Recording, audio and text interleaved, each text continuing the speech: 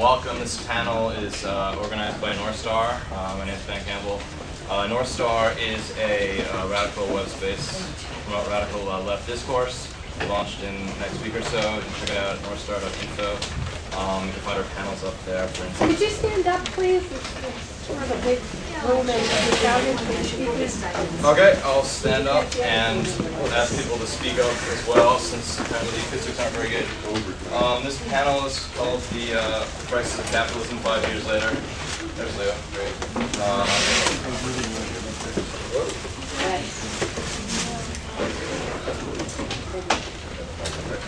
So we're just going to ask our distinguished panelists to give their thoughts on the state of the global capitalist economy 5 years, or perhaps 6, depending on how you count, after the onset of the global financial crisis. Beyond that, I think we'll just let the panelists speak for themselves. We're going to start with Doug Henwood. Doug is the editor of the left. Excuse me, could you repeat what you said about North Star? Some of us couldn't hear. Oh, it's just a website. You can check it out online.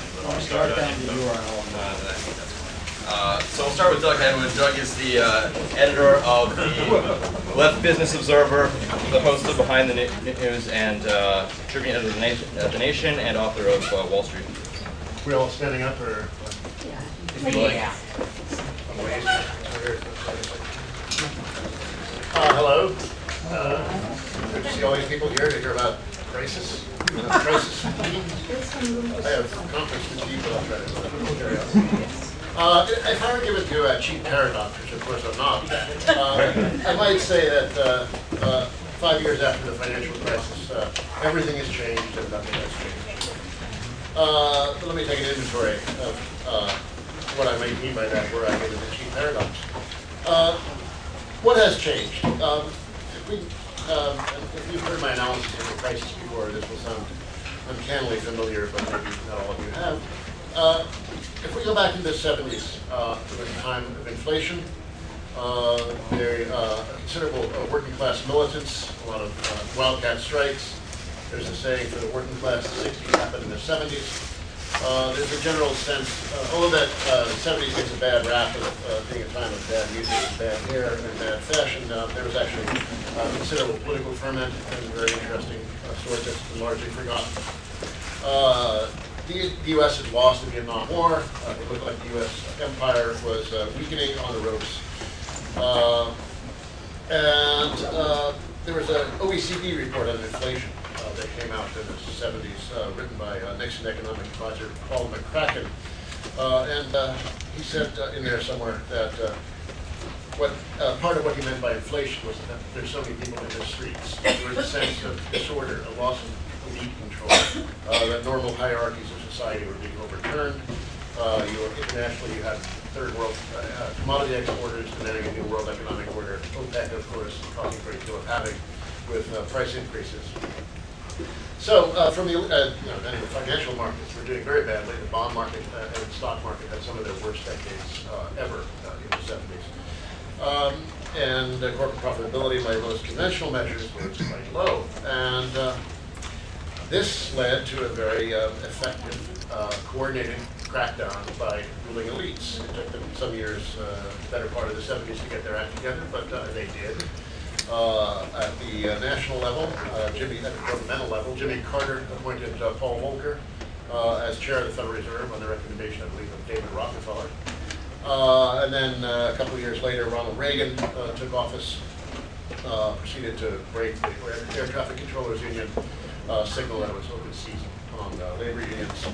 On Wall Street, we saw the beginnings of the shareholder revolution.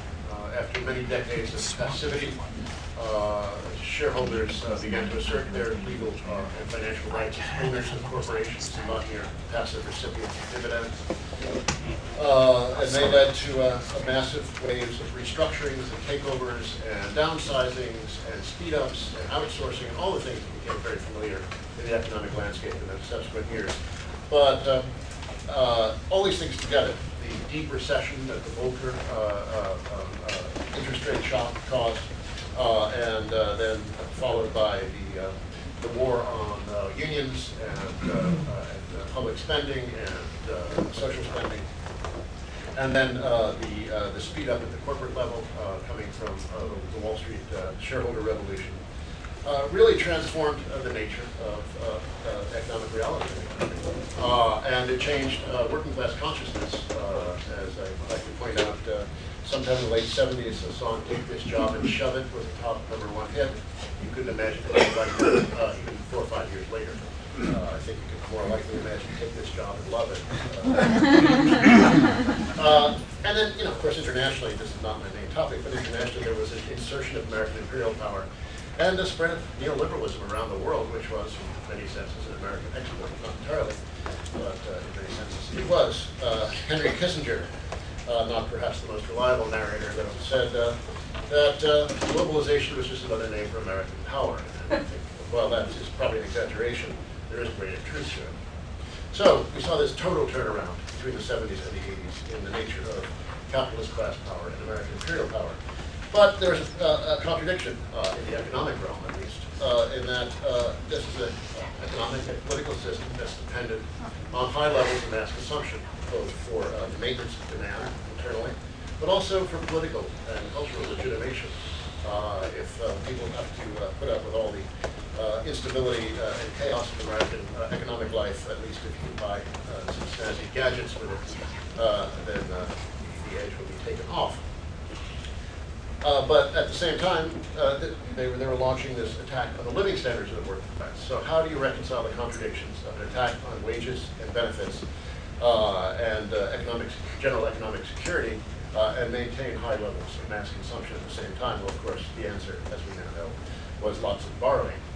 We saw lots of credit card borrowing, and then later much more magnificent levels of mortgage borrowing and home equity withdrawal in the 2000s. So we had a remarkable 30-year rise in the levels of household indebtedness that kept the whole thing going economically and politically, and kept the whole thing more or less legitimate in the eyes of the broad public. All that broke apart with the financial crisis. The mortgage bubble came crashing down. Credit became very, very difficult to get, and there was simply just no borrowing antidote to the decline in broad living standards that had been characteristic for the last 30 or so years. And we've seen some degree of economic recovery, but not very much. It's been only a partial recovery of lost jobs. GDP growth has been extremely weak, the weakest expansion in the U.S. since modern statistics began. And just a general feeling that for most people, it's like the recession never ended. And this has just become kind of the new normal, as they like to say. So, in that sense, what changed is the whole model under which the economic affairs of the United States have been managed for the last several decades, the whole neoliberal era, looks to have broken apart. But then what hasn't changed? Well, the politics in it. There's been really very little recognition of or discussion of the fact that that model is broken, that there's nothing to replace it. There's been certainly little hints of it here and there, but nothing that you can see at in mainstream political discourse. And in fact, one of the winners, political winners, has been the party of austerity over the last several years. And if I were more internationally minded, I could say something similar has happened in Europe, even though the European Euro model has completely broken apart because of fundamental contradictions in the whole thing. It's remarkable how little has changed in Europe, except that the party of austerity has been very, very powerful. You could say that even in a non-revolutionary sense, this would be a movement for some kind of green Keynesianism in the United States. Should create lots and lots of jobs and maybe do something to save human life. But I'm sure people will denounce me as hopelessly reformist and weak for saying this, but it does seem like a possibility. But they're just, aside from little shreds of it in the first Obama stimulus bill, that's all gone now. People don't even talk about that at all. So what we saw was a big expenditure of public money, essentially to restore the status quo ante bustum. And the political power of Wall Street remains very strong. The DoddFrank legislation that was supposed to reform financial regulation that was passed was weak enough to start with, but the regulations that are being written to implement the legislation are essentially being drafted by bank lobbyists who are making it weaker and weaker with each successive iteration. Now, of course, there was an exception to what looks like the victory of political orthodoxy, the point of view that Keynes derided in the 30s as the Treasury View, which seemed to have been forever discredited, balanced budgets and austerity and tight money and all that stuff. We certainly haven't had tight money in the United States, but we've heard plenty of fiscal austerity. There was, of course, an exception to that, the Occupy movement, which I try not to speak of it in the past tense, but I guess one sort of has to do that, at least to some degree. It's fizzled or was crushed, or some combination of the two. Now, if I want to avoid getting lost in a swamp of pessimism, I think of Fran Pippin's argument that social movements move in great waves that unfold over the course of decades, and that Occupy might have been just an early manifestation of a new kind of political mobilization. She draws a parallel with the civil rights movement, which rose in the 50s, was pronounced dead many times, and kept reviving itself into the 1960s. So 10, 15 years of really vigorous movement that looked for time that it died. So maybe she's right. I hope she's right. She certainly knows a lot about social movements. But basically, aside from that, which did have an effect on political discourse for a while, I have to say, all these concerns about inequality, which I've been writing about for 25 years, to no effect, certainly suddenly got to the front page news, even a cover of the New Yorker, which is a sign of some shift in cultural hegemony. But I guess that movement has receded now.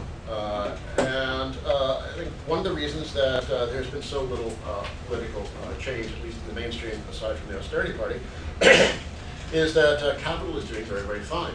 Profitability is high. The corporations have enormously healthy balance sheets.